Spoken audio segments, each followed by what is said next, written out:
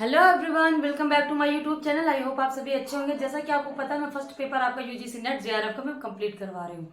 लेकिन इस समय मैंने अपनी क्लासेस थोड़ी सी रोक दी थी क्योंकि मुझे ये लग रहा था कि आप लोगों को क्लासेस शायद समझ में नहीं आ रही। लेकिन कुछ लोगों का कमेंट था मैम हिंदी मीडियम में कोई नहीं पढ़ाता है और हिंदी मीडियम में आप सबसे बेस्ट क्लासेस दे रही हैं। तो इसी वजह से मैंने सोचा कि शायद स्ट्रेटेजी थोड़ा चेंज करते हैं। आपको क्वेश्चन मॉडल पेपर ही मैं बताती हूँ कि जैसे कि मेरी ब्रह्मास्त्र सीरीजें आई थी और एग्जाम के टाइम में थे, लोगों ने आप सभी स्टूडेंट ने काफी प्यार दिया था, काफी सपोर्ट किया था। मुझे भी मोटिवेट मैं हो रही थी कि शायद आप लोगों को ज्यादा अच्छा लग रहा है मेरा पढ़ाना। कुछ लोगों ने कमेंट किया तो मैम जितने क्वेश्चन आपने पढ़ाए थे एग्जाम में देखने को मिले। तो लग रहा था कि स्ट्रेटेजी मुझे चेंज करनी चाहिए क्योंकि आप कहीं से भी पढ़ रहे थे, अदरवाइज आप बुक्स से पढ़ लेते हो। कुछ लोगों को अपने बुक्स या नोट्स से पढ़ने से ज्यादा समझ में आता है। लेकिन मुझे लगा कि कुछ लोगों का कमेंट है कि मैम हिंदी मीडियम में कोई नहीं पढ़ाता, इस वजह से मैंने फिर से क्लासेस स्टार्ट कर दी हैं। आप परेशान मत होइए, मैं पूरा कोर्स कंप्लीट करवाऊंगी। मेरी ये स्ट्रेटेजी रहती है कि देखिए, आप ये नहीं कि 3 यूनिट्स है उसमें से सारे क्वेश्चन पूछे जाते हैं। आपको पता है लिमिटेड क्वेश्चन है, 50 क्वेश्चन आपका है। लेकिन चैप्टर्स कितने हैं, कितने पॉइंट है, कितने मतलब आपको उसका डिस्क्राइब करके पढ़ना है। मेरे पास वो मैं कंक्लूजन इकट्ठा करके रख रही हूँ कि किस पोर्शन से सबसे ज्यादा क्वेश्चन पुटअप किए थे। अगर 2021 में 2022 में इस पोर्शन से क्वेश्चन पुटअप किए गए तो आगे 2023 में या दिसंबर 2023 में किससे क्वेश्चन पुटअप किए। मैं सबसे ज्यादा अपना टाइम एनालिसिस में निकालती हूँ। उसके बाद जो मेरा आता है क्वेश्चन पेपर, जो मैं प्रैक्टिस करवाती हूँ वो मोस्ट इंपॉर्टेंट रहता है। लेकिन जो भी मैं पॉइंट लिखवाती हूँ या पढ़ाती हूँ, जो समझाती हूँ, वो सिर्फ एग्जाम के बेस से सबसे इंपॉर्टेंट रहता है। देखिए, ज्ञानी अब हमको नहीं बनना है। ज्ञानी बनना है तो अगर हम पीएचडी करेंगे तो हमको मतलब पढ़ लेना है। इससे पहले बीए में हम ज्ञानी बन चुके हैं। सिर्फ नेट जेआरएफ में मुझे उतना चीजें पढ़ना है, उतना माइंड कंसंट्रेट करके उतने पॉइंट को क्लियर करना है जितना कि एग्जाम में आए। ज्यादा अगर आप पढ़ेंगे ना तो 6 महीने में या 5 महीने में आप जितना पढ़ते हो, क्योंकि कितनी छुट्टियां चली जाती है, कितना हम पढ़ते हैं, तो वो हमारा मतलब 4 महीने आप सही से रख ले कि हमको पढ़ने को मिलता है। ठीक है, तो उसमें ज्ञान लेंगे तो इतना ज्यादा ब्रॉड सिलेबस है और हमको प्रैक्टिस भी करनी है। बिगिनर्स है, उनको इतना भी नहीं पता कि कहाँ से कितना पोर्शन से क्वेश्चन पुटअप किए जाते हैं। ठीक है, तो मैं इसी लेवल से मैं आपको पढ़ा रही हूँ और आप अगर नहीं समझ पाते कि मैम कैसे पढ़े तो मेरी अन्य वीडियो देख लीजिए, उसमें आपको समझ में आ जाएगा। ठीक है, और पूरी वीडियो आप वॉच किया करिए क्योंकि पूरा मैं एक्सप्लेन लास्ट वीडियो तो मैं करती हूँ अच्छे से। ओके, तो आप पूरी वीडियो वॉच करिएगा। चैनल पे न्यू है तो प्लीज सब्सक्राइब कर लाइक का बटन जरूर दबाइएगा। चलिए स्टार्ट करते हैं 4th यूनिट का एक मोस्ट इंपॉर्टेंट टॉपिक जो मुझे लग रहा था इससे क्वेश्चन काफी पुटअप किए जाते हैं और काफी बार इससे क्वेश्चन पुटअप किए जाते हैं। ठीक है, आए हुए भी हैं। और एक और बात मैं आपके लिए, आप अगर बताएंगे तो मैं आपको एक वीडियो बना दूंगी जिससे कि पूरे कंप्लीट सिलेबस से किस पोर्शन से सबसे ज्यादा क्वेश्चन अभी तक पूछे गए हैं और आगे पूछे जाने की संभावना है। चलिए स्टार्ट करते हैं अपनी क्लास की ओर। ये कक्षा संप्रेषण की प्रक्रिया, ये आपका चैप्टर है 4th यूनिट में, कक्षा संप्रेषण की प्रक्रिया। ठीक है, इसमें है आपका कोल और चांद मॉडल। इसको कभी चैन मॉडल बोल देते हैं, कभी चांद मॉडल बोलते हैं, कभी चैन मॉडल बोलते हैं। ठीक है, और ये कोल और चांद मॉडल क्या है और कक्षा संप्रेषण में इसकी क्या भूमिका है। कक्षा संप्रेषण, आप हमेशा उन चीजों को ऐसे पढ़ा करिए कि पूरा टॉपिक है संप्रेषण, पूरी यूनिट है संप्रेषण। तो संप्रेषण के द्वारा कुछ भी पूछे तो उसमें संप्रेषण याद रखिएगा कि संप्रेषण क्या है। ठीक है, उसी के बेस पे आपको हर चीजें बताना है।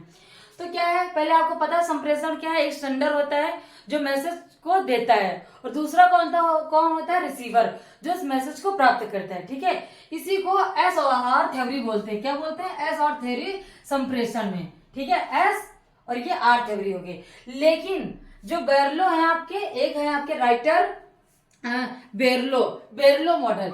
जो ये बेरलो मॉडल है, इन्हीं के द्वारा ये एस आर थ्योरी बनाई गई थी। लेकिन आगे इसको विस्तृत रूप प्रदान किया गया था।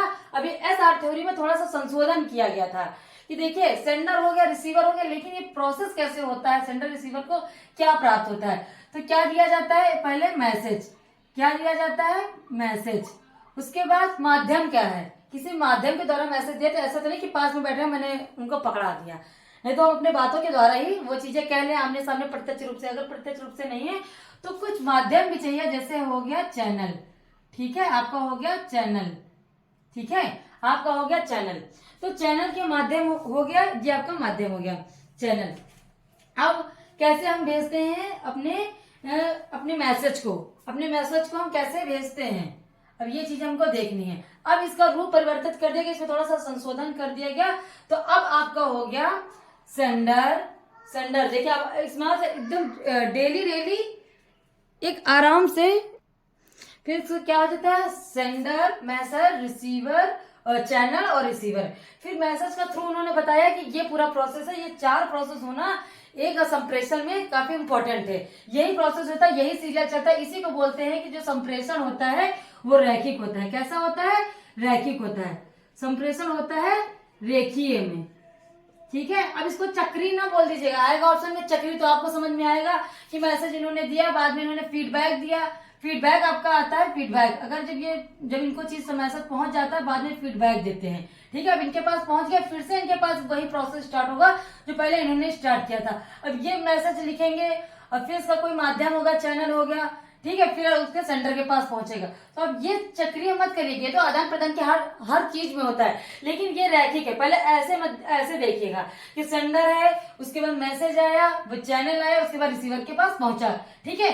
ये यूटर्न मत आप इसको समझिएगा, रैखिक। ये चीज आप जरूर याद रखिएगा, संप्रेषण हमेशा रैखिक में होता है। और ये याद करिएगा, संशोधन, एस का मतलब क्या है, सेंडर, एम का मतलब क्या है, मैसेज, सी का मतलब क्या है, चैनल, आर का मतलब क्या है, रिसीवर। और इसको प्रेषक, हिंदी में भी याद रखिए, इसको बोलते हैं हिंदी मीडियम प्रेषक, प्राप्त करता है, प्रेषित भी आपका बोल देते हैं, ठीक है।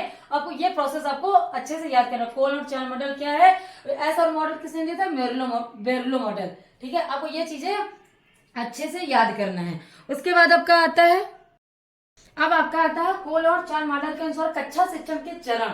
कितने चरण होते हैं आपके कक्षा शिक्षण में, संप्रेषण कैसे होता है, ठीक है।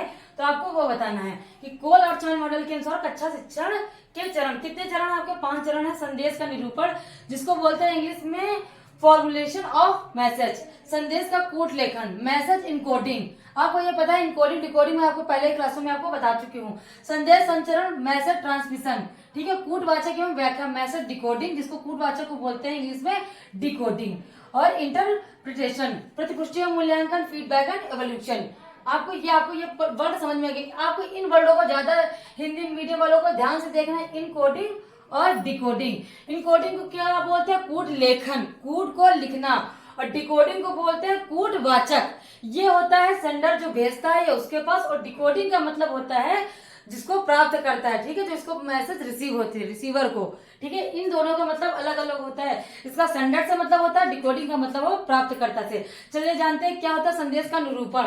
संदेश का निरूपण है कि जिसके पास आप संदेश भेज रहे हो कि उसको कैसे लैंग्वेज में आपने उसको कैसे प्रेजेंट किया है। ऐसा नहीं कि आप सारी भाषाओं जो भी आपके विचार आ रहे हैं आप सब लिख देते हो, है कि नहीं, किंतु परंतु, ये सब ऐड नहीं करते हो।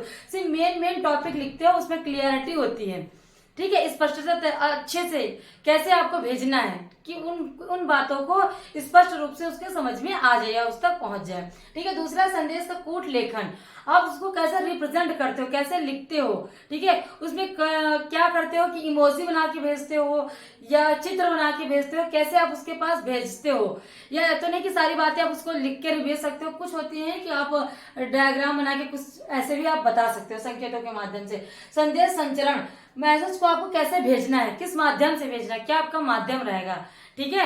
आपको किस माध्यम से, आप जैसे क्लास में ही है तो आप बच्चों को पढ़ा रहे हो तो आप कैसे पढ़ा रहे हो, ठीक है। आप बोर्ड पे पढ़ा रहे हो, चित्र के अकॉर्डिंग पढ़ा रहे हो, या वीडियो दिखा के आप पढ़ा रहे हो। तो वीडियो दिखा रहे हो तो आपका वो जो वीडियो दिखाने का प्रोसेस है, तो उसका जो अर्थ निकल रहा है वो बच्चों तक पहुंच रहा है, किसी को मनोरंजन ही कर रहे हैं बोर्ड पे खड़े होके, या वीडियो को ही देख रहे हैं। आपको पता है कि सरकार ने क्या किया, डिजिटलीकरण, जो ये नहीं कि आपका इंटर हाई स्कूल में आप उसको लैपटॉप बांटे, लेकिन उनको पहले से पता ही नहीं कि जो वीडियो देखते हैं, टीवी देखते हैं, लैपटॉप, इसमें क्या हम सिर्फ मनोरंजन ही कर सकते, नहीं, इससे हम पढ़ सकते हैं, इससे कुछ सीख सकते हैं। तो संदेश का संचरण, कैसे संदेश जा रहा है, कूटवाचक एवं व्याख्या, जब संदेश उसके पास पहुंच जाता है, संदेश प्राप्तकर्ता के पास, तो वो कूटवाचक, वो किस वे में उसको पढ़ता है, जैसे उसने भेजा है उसी का अर्थ वो निकाल पा रहा है, किस वे से वो समझता है, ठीक है। जैसे कि उन्होंने नमस्ते करके इमोजी बना के भेज दिया, लेकिन वो उस नमस्ते को नमस्ते टाइप में पढ़ते हैं, या उन्होंने अभिवादन के रूप में नमस्ते लिख दिया, तो उसका जो टाइप है उनका समझने का, ठीक है। डिकोडिंग का मतलब है जो प्राप्त करता है वो कैसे उन चीजों को समझ रहा है, और उसकी व्याख्या कैसे उसको एक्सप्लेन करके अपने चीजों को या मैसेज को समझ रहा है। प्रतिपुष्टि एवं मूल्यांकन, अब जो है, जो समझ गया मैसेज को जिसने वो भेजा है, और जो भी इसको समझा है और जो उसका प्रश्न था तो वो क्या आंसर देगा। अब उसका भी तो आंसर देने का वो है कि जो भी क्वेश्चन आए हैं, जो भी आंसर मिल गया कि मुझे मैसेज मिल गया, उसको फीडबैक भी तो देना है, उसी को बोलते हैं प्रतिपुष्टि। तो उन मैसेज का आंसर वो फीडबैक के तौर पे देता है। उसके बाद एवोल्यूशन करते हैं, हम उसको देखते हैं कि हाँ जितना उसने मैसेज भेजा है वो सही है और मेरे मैसेज तक वो पहुंच गया है और अच्छे से उसको समझ में आ गया उसने मैसेज में क्या पूछा है। ठीक है, ऐसे ही इसको आप क्लासरूम में भी ले सकते हैं। जो टीचर ने आपको पढ़ाया है, ठीक है, अब इसको समझ लीजिए कि टीचर ने जो आपको पढ़ाया है वो आपके समझ में आ रहा है। टीचर इतने लेक्चर दे रहा है और आपको को समझ में ना आया हो, ठीक है, तो जब स्टूडेंट का टीचर ऐसे बोलता है कि उसको समझ में अगर समझ में आया तो आप एक स्टूडेंट एक्सप्लेन कर सकता है कि क्या समझ में आपको आया, तो वो हो गया हमारा फीडबैक। जितनी अभी तक हमने मेहनत की है 40 मिनट में, तो जैसे आपको मैं पढ़ा रही हूँ ऑनलाइन, तो मैंने जो पढ़ाया है वो आपका मैसेज आपको पहुंच गया। माध्यम मेरा क्या है, ये फोन, ठीक है, किस वे से मैं आपको समझा रही हूँ वो मेरा हो गया इनकोडिंग। डिकोडिंग का मतलब हो गया आप किस वे से आप उस चीज को समझ रहे हो, ठीक है, आप फीडबैक देते हो या नहीं देते हो, जो आपका कमेंट होता है। अगर मैं पढ़ा रही हूँ आपको समझ में आ रहा है और आप कमेंट करते हो, ये मेरा फीडबैक हो गया। और जो भी चीजें आप समझ में आई नहीं समझ में आई आप उसको एक्सप्लेन करके कमेंट में लिखते हो, ये आपका हो गया एवोल्यूशन। ठीक है, ये मेरा आपका एवोल्यूशन हो गया, कंप्लीट हो गया आपका कोलम 4 मॉडल के अनुसार कक्षा शिक्षक के चरण। ये चरण आपको याद करना है। इंग्लिश मीडियम में तो ये पॉइंट आपको याद रखना है, हिंदी मीडियम में हो तो आपको इतने पॉइंट याद रखना है। ओके, इन्हीं पॉइंट से क्वेश्चन पुटअप किए जाते हैं। आपका आता है टॉपिक कक्षा संप्रेषण। अब आते हैं मेन टॉपिक की कक्षा संप्रेषण क्या है, क्लासरूम कम्युनिकेशन ये है क्या, ठीक है, आप जानते हैं। तो कक्षा संप्रेषण का मुख्य उद्देश्य संज्ञानात्मक क्षेत्र में शिक्षण उद्देश्यों को पूरा करना है। ठीक है, शिक्षण उद्देश्य, हम क्लासरूम में बैठते हैं, टीचर स्टूडेंट पढ़ाते हैं, तो उनका क्या पर्पस रहता है कि हमको कक्षा शिक्षण के उद्देश्यों को पूरा करना है। हमको जो भी बनना है, जिस पर्पज से हम क्लासरूम में एकत्रित हुए हैं, तो उसका क्या मोटिव, उन मोटिव को ध्यान में रखकर हमको उन चीजों को समझना है। वो जो भी बात करना है तो हमको अपने उद्देश्यों को ध्यान में रखने ही कम्युनिकेशन अपना करना जारी रखना है। जो मुख्य ज्ञान, जिनको नॉलेज समझ, उन चीजों को हम समझे कम्युनिकेशन के द्वारा। आवेदन विश्लेषण, उन चीजों का विचार, संश्लेषण करना जैसी क्षमताओं को विकसित करने से संबंधित है। संप्रेषण क्या है, कक्षा संप्रेषण अपने उद्देश्यों को पूरा करना, ज्ञान को और अपनी समझ से समझना है, आवेदन करना है, उसके बाद उन चीजों पर जो चीजें समझ में नहीं आ रहा उन पाठों को विश्लेषण करना है, उसके बाद जो समझ में आ रहा उन बातों का संश्लेषण कर अपनी जैसी क्षमताओं को विकसित करने से संबंधित है आपका। फिर कक्षा शिक्षण के सोपान क्या है कक्षा शिक्षण में संप्रेषण कैसे होता है वो आपको स्टेप दिया है। क्या है कक्षा शिक्षण के सोपान, तो शिक्षार्थी में रुचि पैदा करना, संप्रेषण के द्वारा बच्चों में रुचि पैदा करना। कैसे है, इंटरेस्ट पैदा करना कि कम्युनिकेशन ऐसा होना चाहिए टीचर और स्टूडेंट का कि ऐसे बातें बताए, ऐसे समझाए उन चीजों को जिनका इंटरेस्ट जारी रहे।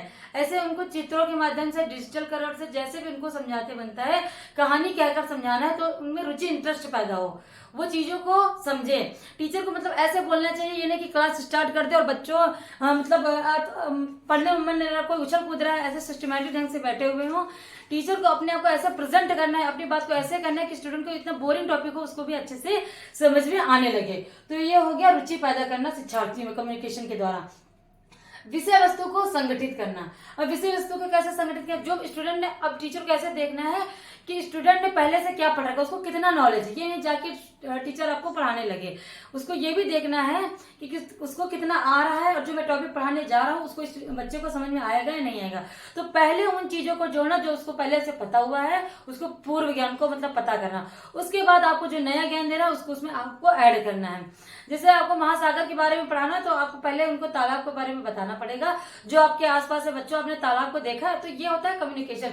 आप उसको चित्र के माध्यम से उसको बता सकते हैं और जब आपने महासागर को बताया तो आप उसी में ऐड कर दीजिए, बेटा तालाब का बड़ा रूप ही महासागर होता है। ठीक है, तो विषय वस्तु को संगठित करना, उद्देश्यों के अनुरूप पुनरावलोकन, आप किस पर्पज से उस स्टूडेंट को पढ़ा रहे हैं, उसके क्या उद्देश्य हैं, जो बच्चों को पढ़ना है, आगे क्या पढ़ना है, क्या बनना है, और जो चैप्टर का मेन मोटिव क्या है, तो उन उद्देश्यों के पर्पज से जो हम अपना कम्युनिकेशन कर रहे हैं, बच्चों को समझा रहे हैं, बच्चों को समझ में आ रहा है या नहीं आ रहा है।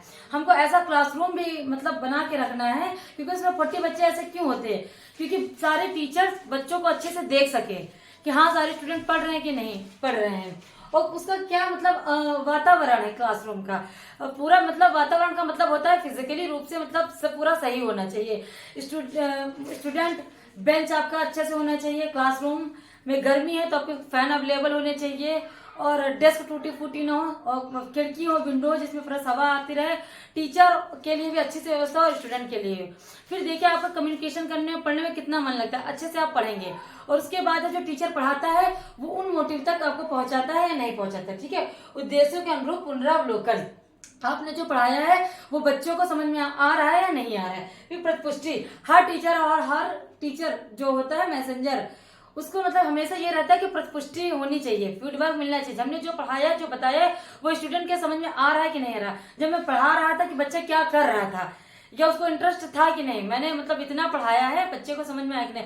तो फीडबैक जरूरी है, कम्युनिकेशन में फीडबैक जरूरी है, चाहे पढ़ाने में हो चाहे आपका बात करने में। आप अगर किसी से बात कर रहे हो हाँ हाँ ना कर रहा है तो मतलब उसको समझ में आ रहा है, वो सुन रहा है, वो सो नहीं रहा है, उसका मन कहीं और नहीं लगा है। तभी तो पढ़ाते पढ़ाते स्टूडेंट टीचर पूछते हैं कि आपको समझ में आया कि नहीं समझ में आया। तो कुछ बच्चे हाथ हिलाते हैं, कोई सिर हिलाता है या नहीं। तो ये मतलब संकेत का भी हम यूज करते हैं, ऐसा नहीं। देखिए आप कम्युनिकेशन में क्या हो गया कि संकेतों का अब ज्यादा प्रचार होने लगा। अब देखिए मैसेज ही टाइप करते हैं, वैसे तो हमको मौके के व्हाट्सअप और जो चलाते हैं, फेसबुक चलाते हैं, ट्विटर चलाते हैं, तो उसमें शब्दों को हमको नहीं बोलना चाहिए, टाइप करना होता है, तो वो संकेतिक है ना, तो हम अब संकेतों का यूज करते हैं। अब इमोजी बनाने, अब देखिए हमको लिखना भी ना पड़े तो हम इमोजी में ही अपनी बात कर लेते हैं। ठीक है, तो हमको ये रहता है कि कैसे हम अपने फीडबैक दे रहे हैं या नहीं दे रहे हैं, ये संतुष्टि है या नहीं है। ठीक है, तो आप कहोगे कक्षा शिक्षण कितने सोपान है। शिक्षार्थी में रुचि इंटरेस्ट करना और विषय वस्तु को संगठित करना, जो हमने पढ़ा है पहले पढ़ा वो इकट्ठा करके रखना, उद्देश्यों के अनुरूप पुनरावलोकन, जो हमने पढ़ाया बच्चे को समझ में आया है नहीं समझ में आया है, प्रतिपुष्टि, कितना उसे समझ में आया है, क्या उसने अभी तक अपने ज्ञान को समाहित किया है। ओके, ये कितने सोपान होने चाहिए। उसके बाद आता है प्रभावी कक्षा संप्रेषण के क्या सिद्धांत है। ठीक है, इसको आप हमेशा से मैंने बताया ऐसे पढ़िएगा कम्युनिकेशन तौर पे इसको जोड़ के कि कम्युनिकेशन। अब है प्रभावी कक्षा संप्रेषण के क्या सिद्धांत है। पहला सिद्धांत है आपका शिक्षकों के लिए सिद्धांत, दूसरा है संदेश नियत के लिए सिद्धांत, तीसरा है आपका शिक्षण विद्या और मीडिया के चयन के लिए सिद्धांत, फोर्थ है आपका अनुकूल शिक्षण वातावरण बनाने के लिए सिद्धांत। तो शिक्षकों के लिए क्या सिद्धांत है कम्युनिकेशन का। तो शिक्षकों के लिए ऐसा होना चाहिए कि जो संप्रेषण और क्लास का माहौल है तो वह बनाना चाहिए कि विषय वस्तु में उसको मतलब पूरा जो भी क्लास या जो भी सब्जेक्ट पढ़ा रहा हो तो उसका वो ज्ञाता हो। ठीक है, आप उसी चीज को अच्छे से पढ़ा सकते हैं, उन चीजों पे अच्छा बोल सकते हैं जिस चीज को आपको मतलब पूरा कमांड हो। आप उन चीजों का तभी अच्छे से कम्युनिकेशन करवा पाएंगे, आप अच्छे एग्जाम्पल दे पाएंगे, अच्छे संकेत दे पाएंगे कि कैसे क्या पढ़ाना है। तो टीचर्स को मोस्टली ये पता होना चाहिए कि उस पर पूरा या तो अपने घर से वो पूरा तैयारी करके आए, प्रिपरेशन पहले करके आए कि उसको क्या बोलना है। अगर टॉपिक नहीं याद है तो उसको कैसे इंटरेस्टिंग तौर पर बच्चों को पढ़ाया जाए जो उसके समझ में आ जाए। ठीक है, तो शिक्षकों के लिए पहला आपका ये सिद्धांत हो गया। उसके बाद उसका आता है कि प्रभावी संप्रेषण कौशल, उसमें आपको उसके शब्दों का यूज कर सके या इमोजी बना के चित्र अशाब्दिक तरह से उसको पढ़ाया जा सके, और जो है अपना जो भी पढ़ाने का तरीका है उसको अपने तरीकों को चेंज करना चाहिए। अगर वो सिर्फ लिखता जाता है और बुक लेके बैठा है और बुक से ही पढ़ा तो बच्चों के शायद समझ में ना आए, कैसे इंटरेस्टिंग उसको कहानी के तौर पे बच्चों को समझाया जाए। तो ये हो गया शिक्षकों के लिए सिद्धांत कि बच्चों को कैसे उसको पढ़ाना है। संदेश नियत के लिए सिद्धांत, संदेश नियत का मतलब है जो उसको पढ़ाना है तो वो किस तरीके से पढ़ा रहा है। ठीक है, संदेश नियत का मतलब है उसको किस तरीके से पढ़ा रहा है, उसमें क्लियरिटी होनी चाहिए। और उसको मतलब ये नहीं कि उसको कोई भी पैराग्राफ या कोई भी टॉपिक उसको रख दिया गया है तो हार्ड वर्ड उसने पहले पढ़ा दिए। ठीक है, तो हार्ड वर्ड नहीं, उसको हर एक शब्द को डिफाइन करना है पहले और उस मोटिव तक ले जाना है कि जो चीज उसको वो बताना चाह रहा है। दुनिया भर की उसने कहानी बता दी लेकिन बच्चे को कुछ समझ में नहीं आया। और स्पष्ट वर्ड, ज्यादा हार्ड वर्ड पहले यूज नहीं करें, पहले हाँ छोटे छोटे शब्दों को बताना, छोटे छोटे वाक्यों में उसको समझाना है, कुछ कहानी टाइप में उसको समझाना, बाद में उसको हाँ उद्देश्य से नहीं भटकना, उसको मतलब जो समझाना चाह रहा है कि वो समझा पा रहा है कि नहीं, तो उसमें क्लियरिटी होनी चाहिए। एक उचित अनुक्रम होना चाहिए जिस वे में उसको समझाना है। लैंग्वेज काफी उसकी आसान होनी चाहिए और हम उदाहरण के द्वारा उस बच्चों को समझाया जा सकता है। कैसे समझाना है, एग्जाम्पल के थ्रू भी वो बच्चों को समझा सकता है। तो संदेश नियत के सिद्धांत का मतलब है कि किस वे में उसको किस तरीके से बच्चों को समझाया जा सकता है, वो तरीका उसको अपनाना चाहिए। पहले इजी वे से, हार्ड वे में, लैंग्वेज इजी होनी चाहिए, इस वे से बच्चों को हमको समझाना है। कम्युनिकेशन क्लास में ऐसे ही हमको करना है। फिर शिक्षण विद्या और मीडिया के चयन के लिए सिद्धांत। अब शिक्षण विद्या कैसी होनी चाहिए, आपने इससे पहले आप चैप्टर फर्स्ट यूनिट में आपने शिक्षण विद्या पढ़ी थी। ठीक है, तो शिक्षण विद्या कैसी होनी चाहिए, बच्चों को हमको अच्छी क्वालिफिकेशन, अच्छी गुणवत्ता देने के लिए ये जो प्रेजेंट टाइम जो चल रहा है जिसमें हम आप पढ़ रहे हैं, तो हम देखिए अपने डिजिटलीकरण के अकॉर्डिंग पढ़ रहे हैं, तो बच्चों को ऐसे पढ़ाना चाहिए कि मतलब डिजिटलीकरण से कोई बोर्ड हो। अब तो क्लासरूम में सरकारी स्कूल में देखा है कि सरकार ने आपका डिजिटलीकरण के अकॉर्डिंग टीवी लगवा दी है कि उसके अकॉर्डिंग पढ़ाना है। टीचरों को ऐसे बताया कि जो भी कविता कहानी है उसको गा के रिप्रेजेंट करना है, बच्चों को अच्छे समझ में आएगा। पहाड़े गिनती टेबल ऐसे बतानी है कि उसको समझ में आ जाए। चित्रों के माध्यम से देखिए आप फ्लावर बुक में बन के आने लगे हैं, ठीक है। तो बच्चे को ऐसे पढ़ाना है कि उसको मीडिया से, उसको मोबाइल टेक्नोलॉजी से उसको जोड़ के हर चीजों को हमको समझाना और पढ़ाना है, जिसमें उसको समझ में आ जाए और शिक्षण विद्या उससे काफी इजी और इंटरेस्टिंग हो जाए। उसके बाद अनुकूल शिक्षण वातावरण बनाने के लिए सिद्धांत, इसका मतलब है भौतिक वातावरण से। अनुकूल शिक्षण का मतलब है भौतिक वातावरण है। इससे पहले मैं इसमें प्लेन कर सकती हूँ, मतलब कर चुकी हूँ कि जो भी क्लासरूम हो, जो भी स्कूल का माहौल है, देखिए हम जब पढ़ते हैं कभी कभी तो देखा होगा स्कूल को बोला गया है कि रोड से काफी थोड़ा सा दूर होना चाहिए, 500 मीटर तक अंदर दूर है। ऐसा क्यों बोला जाता है कि रोड पे स्कूल है तो काफी आसान है, बस से उतरो स्कूल के अंदर चले जाओ।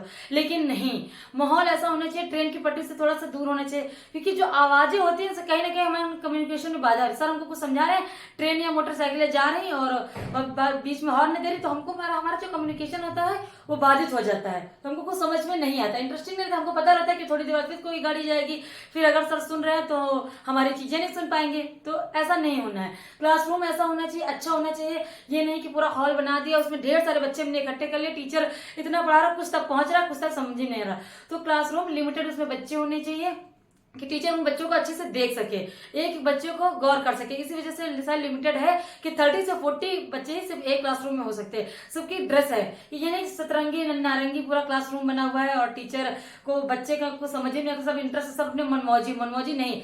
अच्छे से डिसिप्लिन तौर पे स्टूडेंट को पहन के आना है। क्लासरूम अच्छा होना चाहिए, रोशनी अच्छी होनी चाहिए, हवा अच्छी आनी चाहिए। अगर गर्मी का माहौल है, बच्चा उब रहा हो तो इंटरेस्ट नहीं रहेगा उसका पढ़ने में, तो पंखे भी उसके लगे होने चाहिए। अच्छा सा क्लासरूम मैनेज होना चाहिए। टीचर के लिए भी फैसिलिटी होनी चाहिए कि वो कैसे पढ़ाएगा। डेस्क और उसके लिए बोर्ड अच्छा सा होना चाहिए कि बच्चों में ऐसा कोई ना कम्युनिकेशन में कोई बाधा ना हो। और ऐसा भी होना चाहिए वो सकारात्मक तौर पे, नकारात्मक तौर पे, दोनों तौर पे उसको पढ़ा सकता है। बच्चे को डांट के भी पढ़ा सकता है क्योंकि उसको रिजल्ट अच्छा चाहिए, और उसको हंसी मजाक करके कहानी के तौर पे भी पढ़ा सकता है। तो अनुकूल शिक्षा वातावरण होना चाहिए क्लास का, और पूरे स्कूल का अच्छा सा वातावरण है जिसमें टीचर स्टूडेंट को अच्छे से कम्युनिकेशन कर सके। ये हो गया आपके प्रभावी कक्षा संप्रेषण के सिद्धांत। कितने सिद्धांत फॉलो करके हम अच्छे क्लासरूम को अच्छे से बैलेंस कर सकते हैं। उसके बाद आता है आपका एक टॉपिक आता है पैराफ्रासिंग। आपका होता है पैराफ्रासिंग। ये पैराफ्रासिंग क्या है, अब इसको एक वर्ड में आपको बता दें। यह एक ऐसा कौशल है जो कि अच्छे श्रवण के लिए आवश्यक है, सुनने वाले के लिए, रिसीवर के लिए, स्टूडेंट के लिए, कि जो कि अच्छे श्रवण के लिए आवश्यक है। इसमें श्रोता से यह अपेक्षा की जाती है, स्टूडेंट से अपेक्षा की जाती है कि उसने जो अभी तक वक्ता से सुना है, मतलब टीचर से जो सुना है, उसका अपने शब्दों में व्याख्या करे। अगर मतलब वही है कि मतलब उसको समझ में आया है कि नहीं समझ में आया, जो इतनी देर से टीचर पढ़ा रहा था, उससे वक्ता यह पता लगाता है, मतलब टीचर यह पता लगाता है कि संप्रेषण प्रभावी है या नहीं। जो उसने बताया है, जिस तरीके से उसने बताया वो सही तरीके से बताया है कि नहीं, बच्चे को समझ में आया है कि नहीं, उसमें किस प्रकार के सुधार की आवश्यकता है। अगर उसको समझ में नहीं आ रहा, वो फीडबैक दे रहा है, तो उसको कैसे पढ़ाया जाना चाहिए। या मतलब हार्ड लेवल से टीचर ने पढ़ाया है, इंटरेस्टिंग नहीं पढ़ाया है, या बोरिंग हो गया, टाइम लंबा हो गया, तो क्या उसमें सुधार की आवश्यकता होती है। तो पैराफ्रासिंग का मतलब ये होता है कि जो टीचर ने पढ़ाया बच्चे को समझ में आया है या नहीं समझ में आया है। श्रोता से अगर उसमें लिखने या बोलने के लिए कह दिया जाए तो बोल या लिख सकता है कि नहीं। तो ये हो गया आपका प्रभावी कक्षा संप्रेषण। कक्षा संप्रेषण क्या होता है वो आपका इस पूरी क्लास में मैंने आपका कंप्लीट करा, इसमें कोई भी पॉइंट आपका छूटा हुआ नहीं है। आई होप आपको ये क्लास काफी अच्छी लगी होगी। तो प्लीज चैनल को सब्सक्राइब कर, न्यू है तो लेकिन आप सब्सक्राइब करिएगा, लेकिन आप अपना कमेंट जरूर करिएगा, क्योंकि आपका कमेंट बताता है कि मुझे कितना सुधार की आवश्यकता है, कितनी आपको क्लास समझ में आई है कि नहीं समझ में आई। Thank you for watching my video.